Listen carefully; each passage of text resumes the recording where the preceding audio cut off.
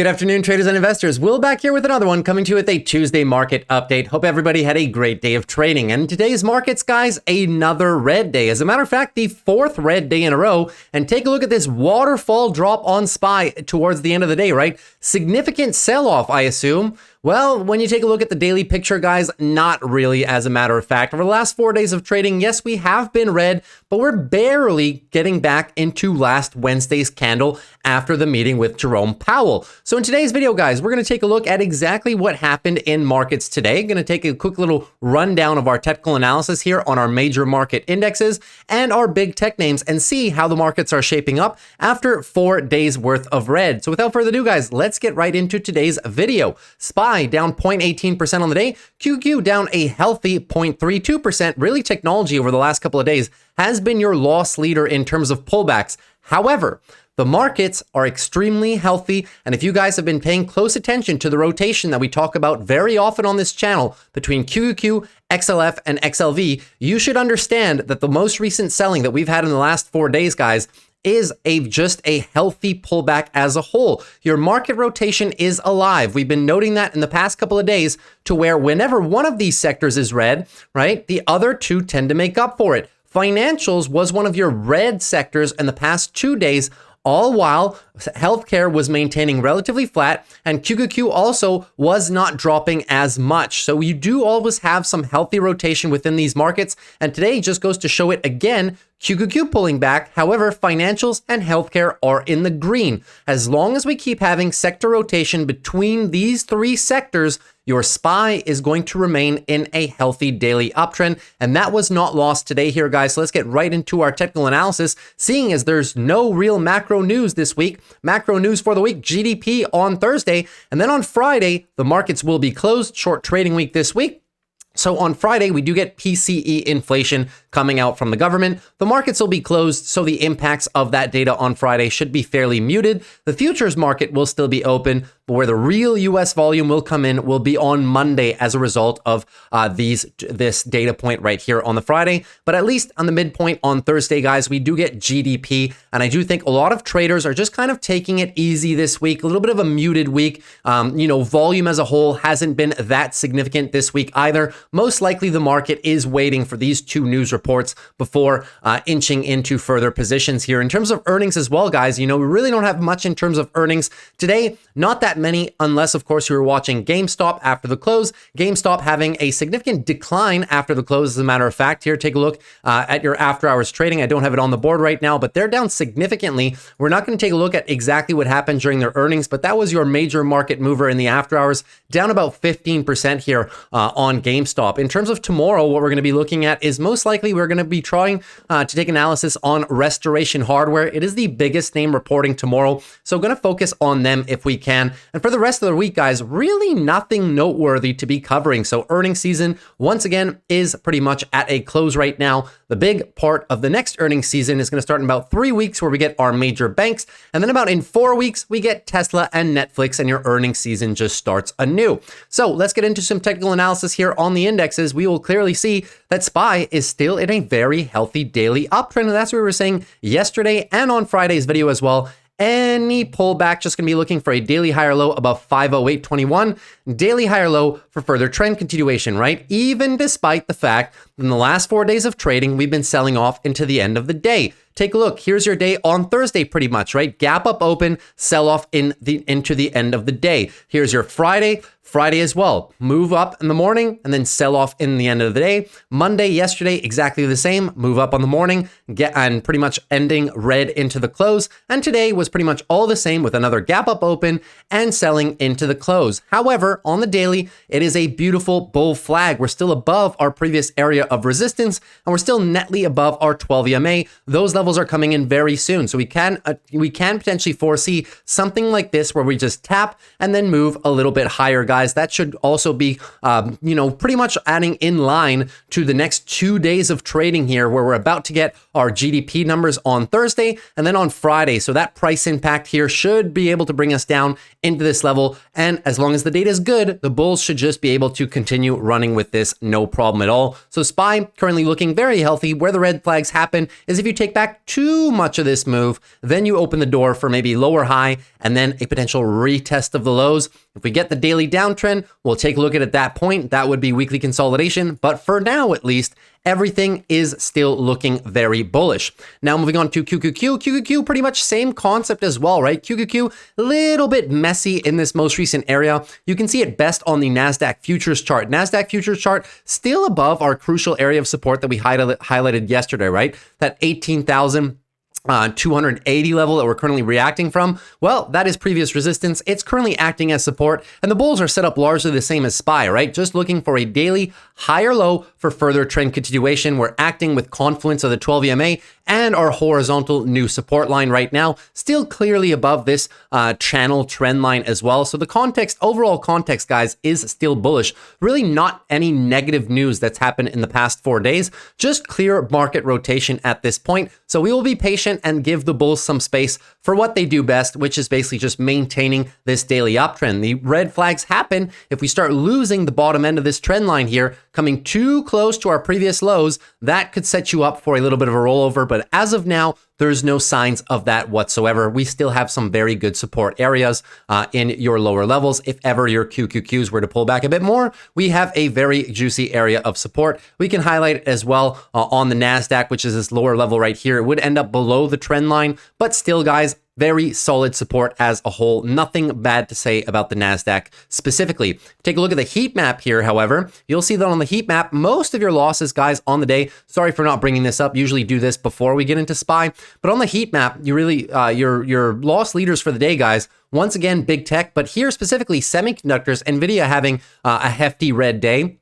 And even companies like Meta, Amazon, Apple, and Microsoft just pulling largely back. Tesla did have a little bit of green. We're going to tackle that news event when we get to Tesla on the individual company breakdown. But your outperformers were in financials and healthcare. Bottom half of the market not really having it today, which gave us a really mixed one-day relative performance result, right? Healthcare, consumer defensive, financials up a little bit, but then everything else really, the bottom half of your market, everything in the red. But similar to the past 3 days, guys, not many extremely red days, extremely red names, right? 3+% names to the downside. Matter of fact, the only one that was of note was UPS. UPS, I'll get into it a little bit later on in the video, but that was really your loss leader. And the other one that had a steep decline, a name that everybody knows about on the day by now, was ARM, one of your semiconductor names, down about 7.5% on the day, but still looking relatively healthy as a whole. So technology is just pulling back, but still in the overall context of a very bullish uptrend.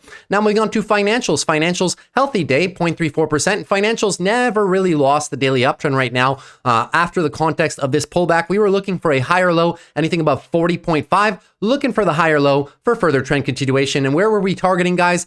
Previous resistance here, 41.17, should be acting as new support. And look, you have the 12 EMA lining up as a confluence right there as well. So should be a pretty good area of support for the bulls to continue. No red flags as of yet here, guys. The red flags on XLF come if we take back too much of the move and lose the daily 12 EMA, which we have very rarely lost in the past 4 or 5 months of rally. If you lose a 12 EMA, come back too much against this previous low right here, then you may open the door for lower high, lower low. Couple that with the fact that we are in a big area of resistance, this red box, previous all-time high resistance. That is when you may get a little bit of weekly consolidation. But as of now, guys, no red flags until that manifests. So we'll keep watching this one day at a time. As of now, the bulls still in full control. Moving on to healthcare now. Healthcare still consolidating roughly sideways here for the past 2 weeks of trading at this point, up 0.36%. Still keeping a watch on these lows right here, 144.75. Get a break of 144.75 to the downside. You have a daily downtrend and your weekly consolidation simply continues at that point. However, now we're in the point where if we break 146.13 to the upside, your daily trend starts anew after about a month worth of consolidation. And if we do get a daily trend back, that will mark the end of weekly consolidation. Your weekly higher lows will be set at that support level that we've highlighted pretty much for the past 4 or 5 weeks at this point. And then you will be on to potential leg number 3 in healthcare. This sideways consolidation is a bull flag currently, right? Move up, sideways roughly consolidation, another hefty leg up, sideways consolidation. Could be expecting some more upside after this consolidation is finished. And for that, the first indication of that will be a break of 146.13 to the upside. I'm going to be monitoring that break here, either to the upside or to the downside here, the flush of the 144.75 over the next few days. That's pretty much how long it should take, guys. Usually we tighten up here for about 5 to 7 days, and it's been about that amount of time on healthcare before we tend to break either to the downside after sideways consolidation, or we can find ourselves really breaking to the upside as well. So it's been some healthy sideways consolidation on healthcare. I really do think that this sector is going to continue to outperform over the course of the year.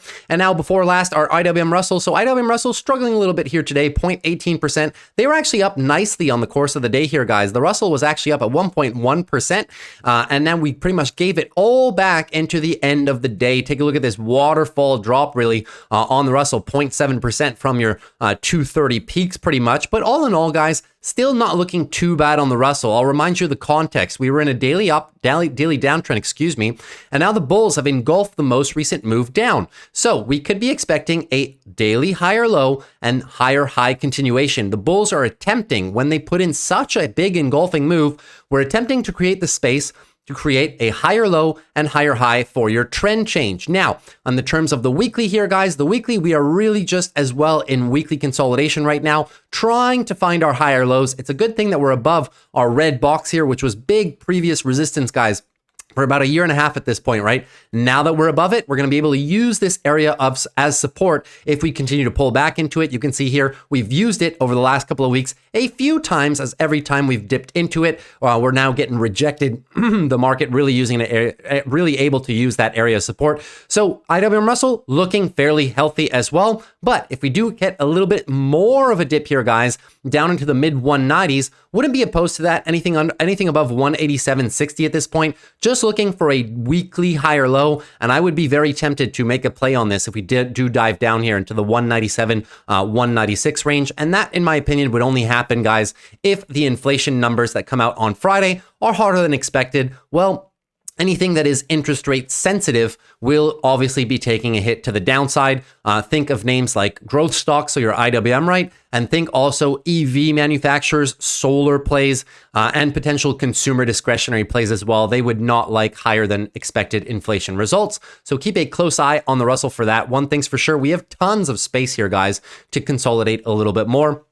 All in all, Russell looking good. Still a lot of space above your 199.71, most recent higher low. So we'll give the bulls some time and some space to set that up for the daily trend change. And now lastly, our Dow Jones. So the Dow Jones, another name that was green over the course of the large part of the morning, and then really selling off intraday, ending red here, 0.08% to the downside. But as you can see, right, after last week's rally, the Dow Jones is now mounted above our previous resistance area, which was 39,200 roughly. Now above it, we're also above our 12 EMA, this yellow moving average right here. So we do have nice confluence. We're coming into that now daily uptrend, looking for the daily higher low for further trend continuation. This is your breakout retest. Usually you have a lot of longs wanting to position here for a potential retest of your highs. So we'll see how this manifests here over the next 1 to 2 days of trading as we pull into this area. Bulls in clear control of everything, clear control of the weekly time frame, as well as we've just started our most recent third leg up on the weekly as of last week's trading. So looking good on the Dow Jones, no red flags. The Dow Jones red flags come out, guys, if we lose this area of current support right now, come down too close to our prior lows, it sets the bears up for a daily downtrend attempt, which would be further weekly consolidation. We will tackle that when we come to it. As of now, no red flags. Now let's move into, well, crypto didn't really move today. It's still the same analysis as yesterday. So let's just jump in right to big tech immediately. So let's take a look at Apple here, guys. Apple was actually green for a majority of the day, but common theme just really started selling off here in the early afternoon. You can see this big sell-off by Apple, about 1% 10% from the high of the day on Apple. And Apple really hasn't been spared from the end of day sell-offs either. Take a look here.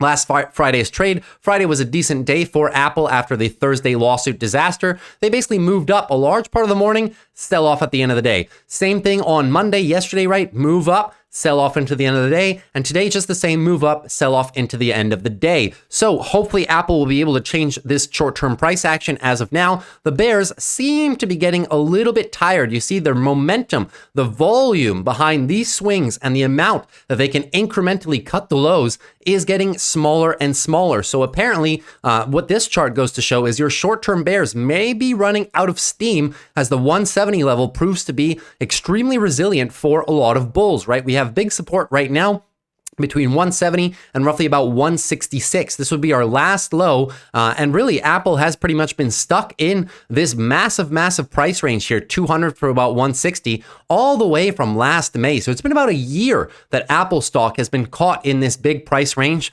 which is also the reason that this area of support is so solid, guys. You know, it's about a 6 months worth of support down here, and the bears have not had an easy time trying to get through those levels. That being said, we now have given up our most recent daily uptrend with this engulfing move to the downside. So any move up, once we do regain our lower time frames here in terms of an hourly uptrend, when we get the hourly uptrend, it means your daily bounce is underway. However, the bulls have a lot of work to do. We need to get as close as possible to 179 on this daily bounce when it happens. Now, how do you know the bulls have created enough space when we do get the daily bounce to potentially warrant the probability of a daily trend change? Well, you need to look at your fibs here, guys. We need to see how much of this down move are the bulls able to take back on one daily swing up. And the answer, guys, if you want me to be pinpoint exact, we need to get at least as high as about 175 to give ourselves the best chances of resetting for a daily uptrend in that context. So Apple still with some support down here. Keep in mind, if for ever which reason we just completely flush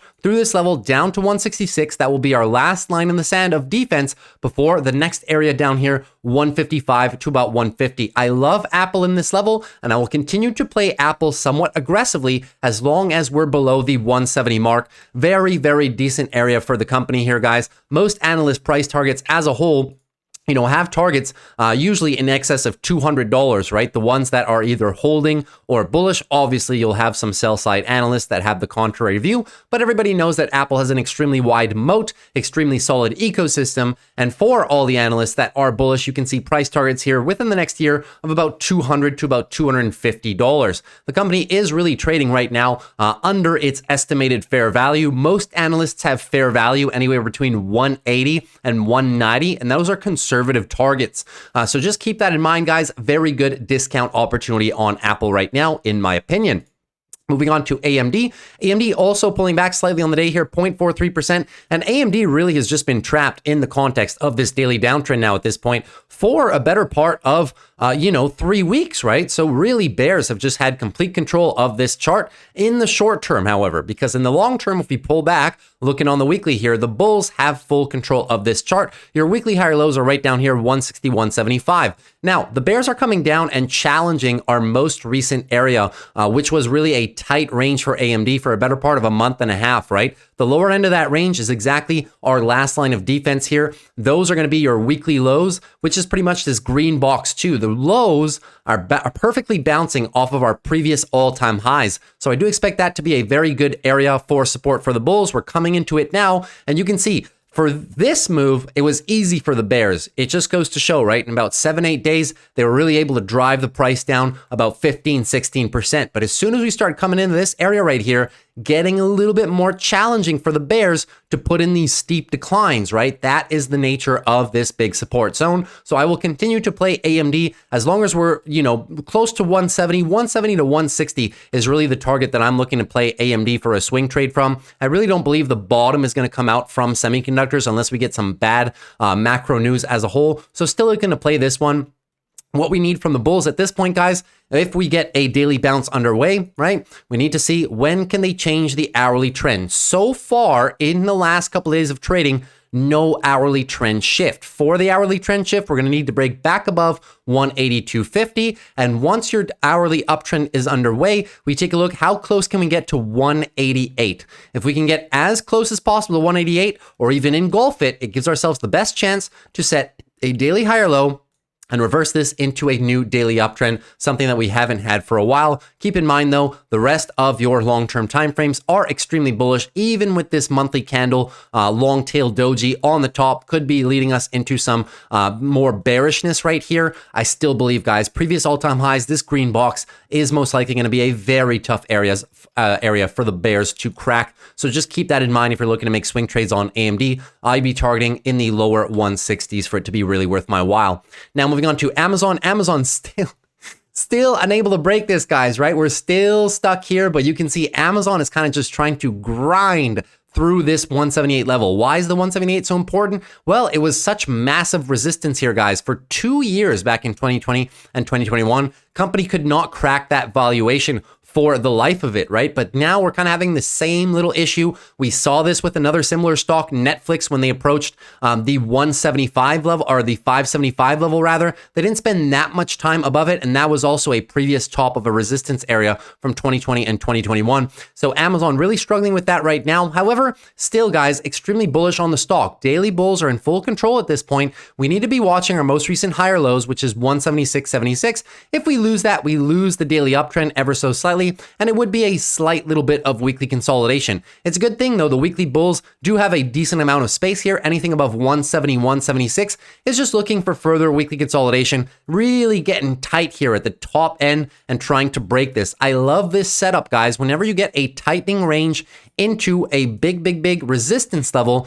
you know, just goes to show you, as I was saying in yesterday's video, pretty much, you can only knock at the door so many times before somebody opens the door to let you in, right? If it was a bit different, right? If we came on hard to this area and then pulled back extremely aggressively, then you know that the bulls are not ready. They need to accumulate more volume down here and make another stab at this level. The fact they're able to hold so close to this level, guys, is extremely bullish. Pretty much a weekly bull flag in formation right now. And I do believe Amazon is poised to break the level. So just keep a close eye on that here, guys. No real red flags for the company unless we break 172, that level I was showing earlier, to the downside. That could really lead into a bit more extended consolidation, maybe towards the mid 160 range. But as of now, there is no sign of that. Your daily bulls are in full control. The weekly bulls are in full control. Your monthly bulls not even going to touch it because they are in full control. But see how important this resistance level is when we take a look at the monthly candle closes.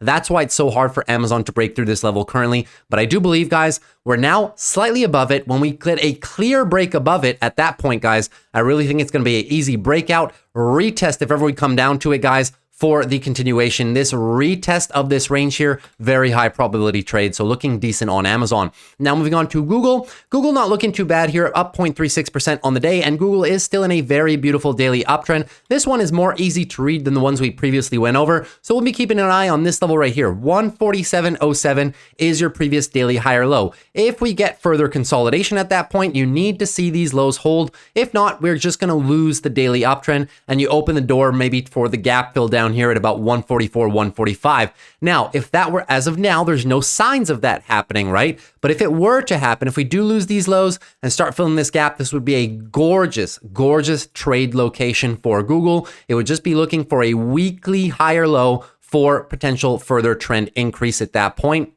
Everything looking very good on Google. Love this weekly engulfing move. We've engulfed pretty much 2 legs of weekly selling in one single move, which is very good. Bulls looking excessively strong on Google. So this is the area that I'm looking to really play this hardcore, looking for the retest of this range and the eventual run past the all-time highs. That trade, if we come down here, you know, the break past the all-time highs may take a few weeks to play out, but I am certain that it will come. Google looking extremely good. Now moving on to Meta, give me a quick second. All right, so moving on to Meta. Meta down today, 1.42%, right? One of the worst days on Meta here in the past couple of weeks. And it just goes to show, guys, that the bulls have so much space to work with. We've been down now for 4 days on Meta and still not really remotely close to our lows around 480, right? This is going to be the line in the sand level. We're coming up on a big point right now, which is your previous resistance after earnings. It has been used as support in the past. This is going to be a big line, guys, 490. So keep an eye on the 490, break 490. Then you have to watch out for your last level, 480. If you lose everything here, you give the bears an open door possibility to set the lower high into lower low, and that would be extended weekly consolidation. We would have to look then to 450s as our last line of defense pretty much. As of now, no signs of that yet. We haven't even passed our first step, which would be the 490 level. So we'll keep a close eye on Meta. Meta is still in the context of a daily uptrend. We are still looking for a daily higher low for potential continuation of the trend here. And you can see how well Meta has traditionally defended this 12 EMA on the daily, but even better on the weekly, right? So it goes to argue if ever we get an extended pullback in the markets or in Meta specifically because of company specific news, well, the first target for me is going to be the 12 EMA, which is roughly around 460. And your weekly higher lows are about 455. So that 460 to 455 is going to be a very solid area for Meta. As of now, though, no signs of potential dips into that area just yet. We still need to get through a big few zones. The bears still need to get through those zones. Overall, still looking very bullish on Meta.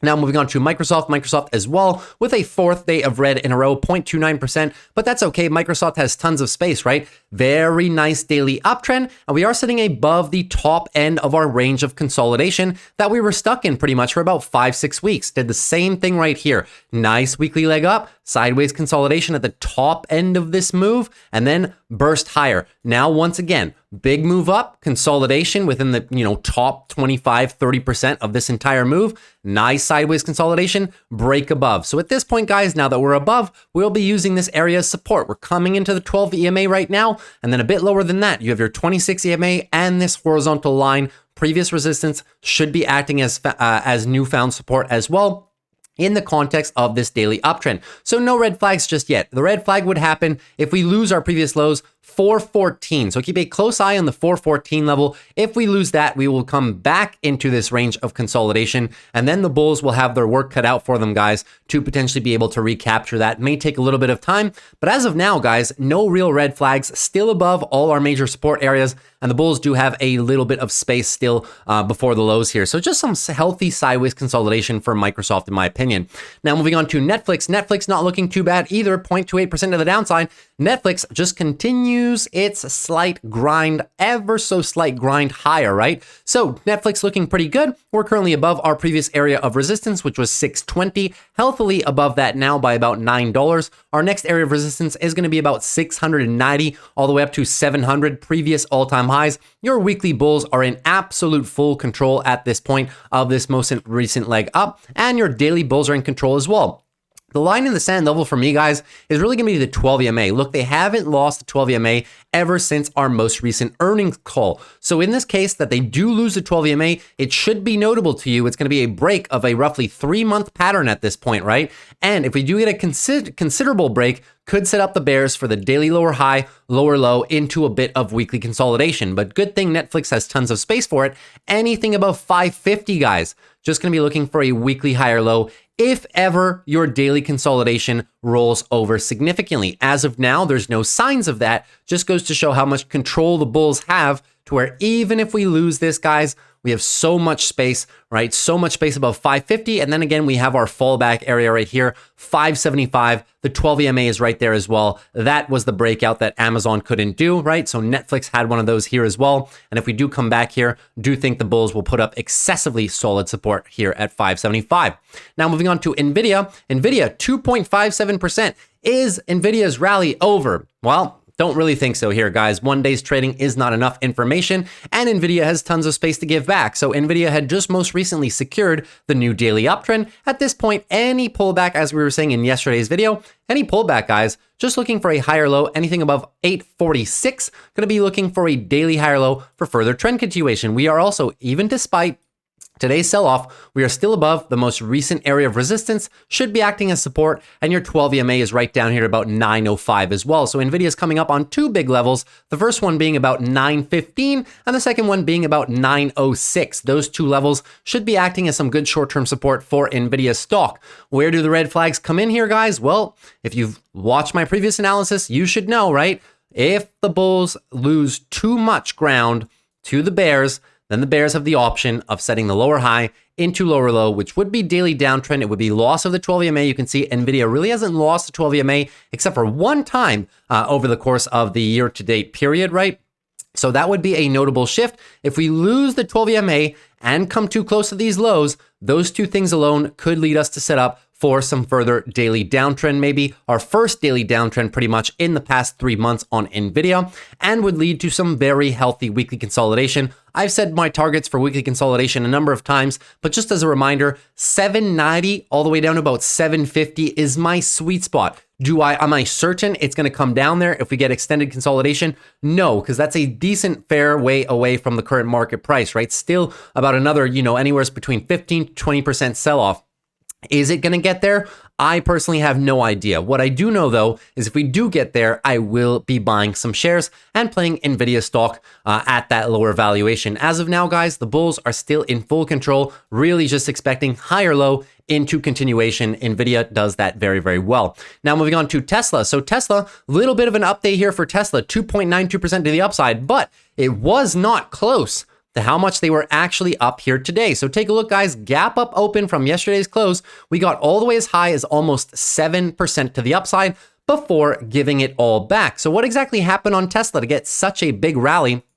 Well, it has to do with the rollout of full self-driving. So here's Elon Musk's email to customers and to employees. So going forward, it is mandatory in North America to install and activate FSD and take customers on a short test ride before handing over the car. So essentially, guys, the government made it mandatory for Tesla to give essentially training to people if they choose to purchase the FSD option in the car. Now, what Elon Musk is going to do for everybody, seems like, is he's going to, on every customer that he takes delivery, he is going to test drive, no, not him personally, obviously, his team, right? They are going to show you the features and how FSD works as a whole, whether you are a current buyer or maybe a potential interested buyer, as it is just a piece of software that you can add onto your car post-purchase. So that being said here, guys, he continues and says, almost no one actually realizes how well FSD actually works. I know this will slow down the delivery process, but it is nonetheless a hard requirement. So the stock basically moved up here, guys, because Elon Musk was mandated to do this, but the market viewed it as a positive opportunity to showcase the features of FSD to potential clients that had not seen them before. So this is kind of an indirect way of doing some in-house advertising, and the market liked it. It was enough to lift Tesla on the early morning, but not enough, guys, not enough of a fundamental change to the company to really warrant some further price increases. Keep in mind, guys, we do have deliveries coming up next Monday, so very, very hard for the market to pick a direction with such big catalysts coming up. Next Monday deliveries, and then in approximately 3 weeks' time, we have earnings as well. So I've been saying now for the past couple of weeks on the channel that Tesla, in my opinion, will stay fairly muted until we get those delivery numbers. And a great indication of that was our gap up open into pretty much selling across the board. Investors really not wanting to hold on to those gains more than they need to in anticipation of the deliveries next Monday. So Tesla currently now finally breaking up into an uptrend. We left a nice little gap in relation to yesterday's trading, guys. But as I said, Monday could change absolutely everything. Yes, we're in a daily uptrend, but if the deliveries are bad, guys, we are probably just going to get sent down as if this daily uptrend never happened. So I'm not putting too much emphasis on the short-term price action currently. All we need to know is the major support levels. Now, we are in the context of an overall weekly downtrend, and if deliveries come in lower than expected here, guys, we are just going to continue most likely this weekly downtrend with more negative media headlines from Tesla, potential analyst downgrades. At that point, I'd be watching out for the next area of support, which is the last area of support in recent history, unless you go down to the period that not a lot of people like to remember, which is the massive sell-off after Elon purchased Twitter. So the 150 will be the last line of defense for your bulls. I personally am not playing the stock much before we get both the deliveries numbers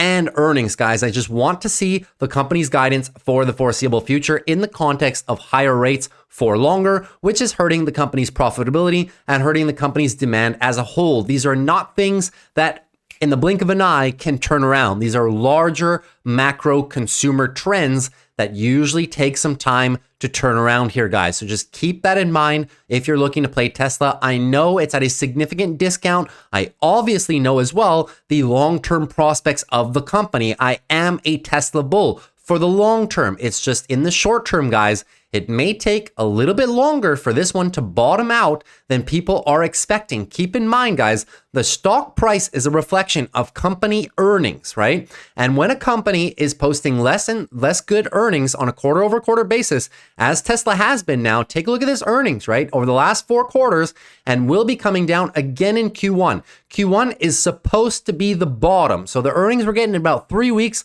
supposed to be the bottom in terms of their earnings. However, will that line up with the bottoming of a stock price, or will the stock price continue to move lower? Keep in mind, doesn't matter if the stock price is getting cheaper on a share price basis if your earnings are also coming down, right? If your earnings are getting crushed faster than the price, you know, the PE ratio will just not move. That's the unfortunate reality, guys, of that mathematical equation, is that even though the stock may appear to be cheap on a technical basis in terms of versus all-time highs, you have to keep in mind, guys, the earnings reduction that's been happening over the past couple of years here in Tesla. You know, it used to be a heavy growth story, and now we're having to reduce some of those growth expectations for the future. To give you an idea, right, I can do the EPS with you guys right now, right? So EPS for Tesla, you might think it's cheap because the stock is pretty much over 2x off the all-time highs, right? We just saw their earnings per share as for next year, right? 2.93 for end of 2024. Well, very simply, we just divide their current share price, let's call it about 178, divided by 294. It gives them a forward PE ratio of 60.5.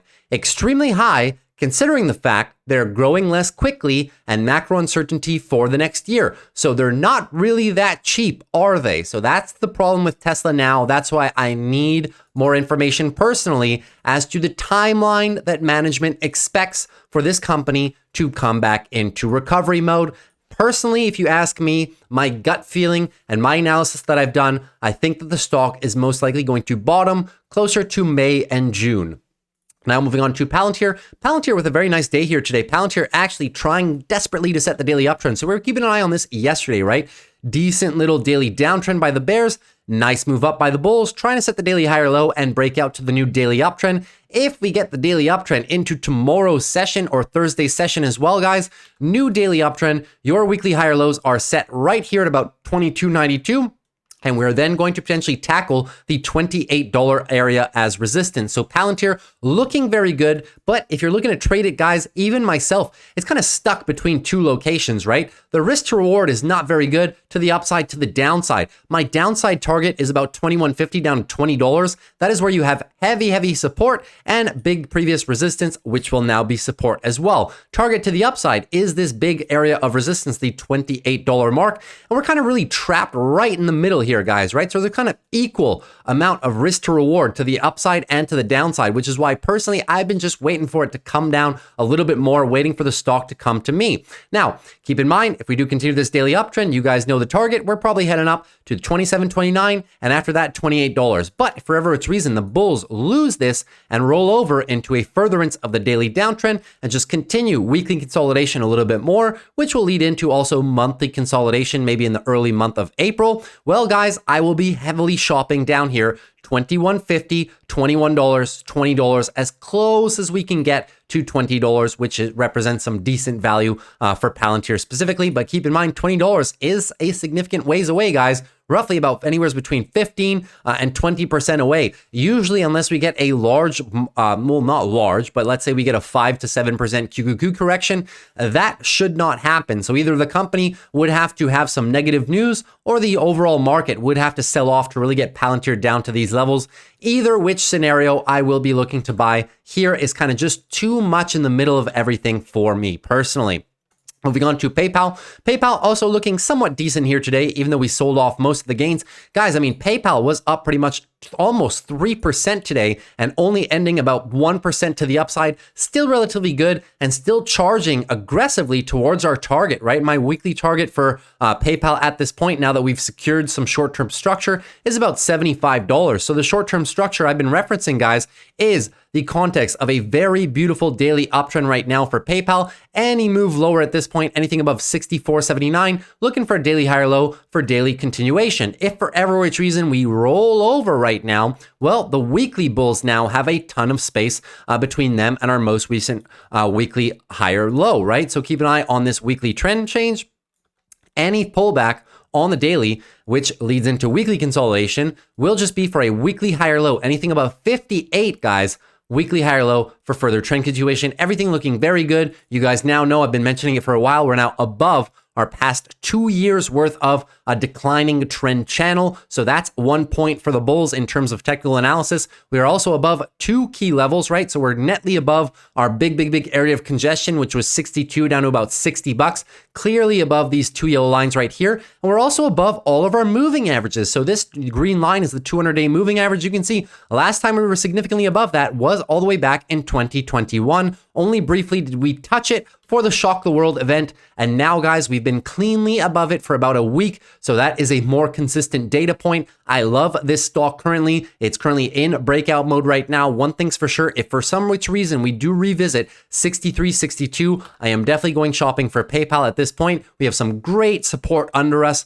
that leads us to believe that our long-term bulls will have our backs. And we also have a beautiful price target up here. So if I'm getting in around, if I'm trying to get in here, guys, you know, around $64, $63, the downside, in my opinion, is maybe as low as $61.60 at the worst case. And you're looking of upside to about 75 for your first stop. So you're maybe risking down here about $3 to the downside for about $12 of upside if we ever come down in here. Very nice trade opportunity that I will be looking to take myself if that does happen. So that's pretty much everything that we had for today's stock market. A few notable names, the guys that dropped on the day. Number one was UPS. This was actually a funny one here. I've played UPS in the past on the channel. Some of you may remember, and we're coming up to a very juicy location in my opinion. So this whole 140 down to about 135 seems to represent some very good value for UPS. Now, we covered their earnings when they had their earnings a few weeks ago, and their PEG ratio at 160, I was saying, was a little bit high. Well, it's actually significantly, well, not significantly, but it is better right now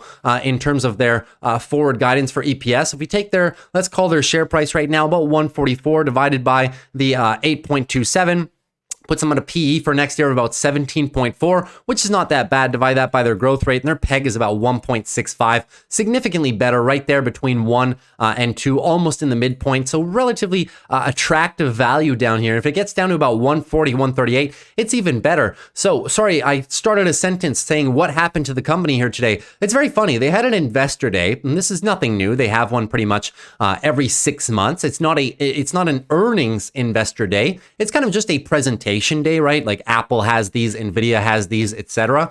And what they were saying, they were giving their 3-year financial guidance plan for the company ending in 2027.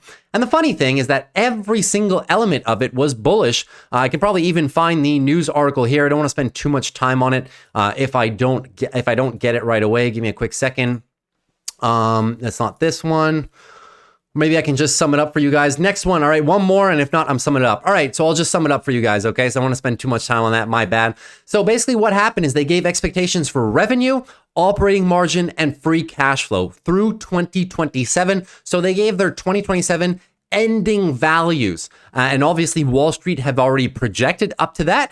And funny enough, the company beat all of Wall Street's estimates on revenue, operating margin, and free cash flow. So why did the stock drop 8% today? Well, apparently they referenced this same investor plan that they had from 2021 to 2024. So a few analysts were saying, well, UPS gave us 3-year guidance in the past. They did it in 2021 for a period up to 2024. And To date, unfortunately, that plan was too optimistic. They have not met the targets that they set back in 2021 that are ending this year. So the reason Wall Street was kind of pessimistic on the stock here today was because they feel that UPS may miss their optimistic guidance again. So they're kind of guiding a bit to the downside. Bit of an overreaction, definitely, in my opinion. But if anything, does represent a juicy buying opportunity. We'll be looking to play some short puts down here, most likely in the 140 range, now that the valuation is at a more attractive level, and now that we're closer to some of our most recent supports. The ultimate level, if we get down there, I'd be hard-pressed to see UPS coming down here. But pretty much, guys, 135 to 125 is the biggest support zone. So not too sure we're going to get down there. I am willing to play it between 140 and 135 in the interim. And that was pretty much it for the UPS news here, guys. Just a quick reminder, I am still looking out for a few trades, right? Since we have a bit more time on this video, still looking out for WCBR. This is your cybersecurity ETF. There's only about 25 holdings in this one, and the biggest ones in this one are all names that you may well know in cybersecurity: Zscaler, CrowdStrike, Datadog, SentinelOne, Palo Alto Networks, right? They're all pretty much there. And this one is a very decent ETF. It's the best one that I found. So as opposed to picking, picking which one I want to have, whether it's Zscaler, maybe you want Datadog, or maybe you want a company like, let's say, CrowdStrike, which is at all-time highs, or maybe you want a company like Palo Alto Networks, right? There's just so many companies that are doing cybersecurity right now that even for somebody like me who's heavily into tech, I mean, I can't keep up with them all, and the differences, the very, very niche differences between each company, right? Sometimes it's cumbersome. So I'll be looking probably to build a position in this cybersecurity ETF. Now that all the earnings are through, I liked all the earnings that I saw, and sure enough, we've had a significant sell-off here, about 13% from your pre-earnings highs, right? So very nice opportunity. I'm also going to be in the market to pick up some Expedia here. If we continue trending within the lower 130 range, I definitely want to pick up Expedia. Very, very easy trade here, guys. Monthly uptrend. The earnings were absolutely gorgeous. The financial metrics are absolutely gorgeous as well. I have no problem seeing this company being able to reach, in the 180 target range within the next, let's call it about 6 to 12 months. I'll give them some time, but wouldn't be surprised if it happens sooner than later. So looking good there on Expedia. Even another one that I covered, guys, one of my favorite earnings calls that I went over the entire quarter pretty much was Mercado Libre, in terms of not only did they have outstanding fundamentals, outstanding growth prospects, but they're also at a relatively attractive area here, talking about a monthly uptrend, just looking to retest this big green box as support right here. So if I can pick up a few more shares, 1,500 or maybe lower, that's where I'm going to be looking to make a play on Mercado Libre. Love this stock. Would not be surprised if this one moves up to the $2,000 range here by the end of the year, maybe there shortly after. And one of the last ones I've been looking at here recently, guys, is Vici. So you may or may not know this one. This is the landlord for a bunch of casino plays in Las Vegas, right? They are the landlord arm of MGM Resorts. MGM Resorts basically, a few years ago, basically split the company in two parts. MGM, the ticker MGM, operates your casinos and hotels. They are the operation arm, and they actually rent their own properties from their symbiotic company called Vici, pretty much their spun off company called Vici, which owns all of the real estate properties in the book. And this one pretty much coming down in my sweet spot. This one was featured back in my top 10 value stocks in October, had a significant rally after that. Now we've come back here again. So I'm not going to let this opportunity pass me up again. Every single time we dip 29, 28, I usually pick up a few shares of Vici, and this time should be no different. This one's obviously sensitive to rates, but in my opinion, it's one of the best real estate, pure form real estate plays that you can make, with a little bit of a penchant towards entertainment as a whole, right? The whole entertainment niche. So I really like this one a lot. Pays a healthy dividend, even though as growth investors, most of us here are probably growth investors, right? So we don't buy stocks for the dividend. But that being said, the valuation on this one is pretty good. I do see upside here in the mid 30s. This one should really get some lift as we get closer to rate declines here. If anything, you're paid a very cute dividend, 5.76% for maintaining these shares, all while we're waiting for this little bull move. So there's just a few of the stocks that I'm looking at in tandem with all of the big tech stocks, guys, that I say that I'm potentially interested in, right? So we've went over all of them pretty much. We go over them all day. So you guys should really know which ones I'm more interested at which prices. So now on an ongoing basis at the end of every video, I really want to show you guys other trades that I may be looking to take that maybe I don't talk about too much on the channel. So hopefully you guys enjoy that. A couple other for consideration, guys. Moody's, right? Moody's still relatively decently off their earnings highs pretty much after their earnings. But the one that I like better than Moody's right now, because it hasn't really risen that much since their earnings, is SPGI. SPGI really coming down to a juicy level right now. It is pretty much trying to set the monthly higher low right now, using your previous resistance on the monthly right now as support. This whole, 405 all the way up to current price area seems to be very good. So this is really a nice little dip buying opportunity for one of the most solid companies in the world. So hopefully you guys enjoyed today's video. That's pretty much all I had for you guys. We're going to be really relaxed this week as a whole, right? Shouldn't be that many large days either to the upside or to the downside as a whole, as it is pretty much a shortened trading week, no trading on Friday. And the largest event happens on the Friday, unfortunately, even though the markets are closed. So just keep all that in mind, guys. Hopefully you guys had a great day of trading as well. If you enjoyed the video or learned something, consider dropping a like. Would really appreciate it for the algorithm. Also consider subscribing to the channel if you're new. We'd love to have you here. Almost up to 1,000 subscribers, so thank you all very much for that. And lastly, guys, if you have any questions, as usual, please leave them down below in the comments. Since we're not doing any earnings right now for the next 3 weeks, now's the time. If you want me to take a look at some tickers, right, technical analysis or others, leave them down below in the comments, and I will be glad to look at those symbols for you. Just going over them relatively quickly here. Quick fundamentals, quick technical analysis. I'll probably spend anywhere between 2 to 4 minutes on each one. Really want to get maybe 3 or 4 of those a day, just to give maybe myself and other people some further trading ideas if they're good. So take care, guys. I'll see you tomorrow after the close. Peace.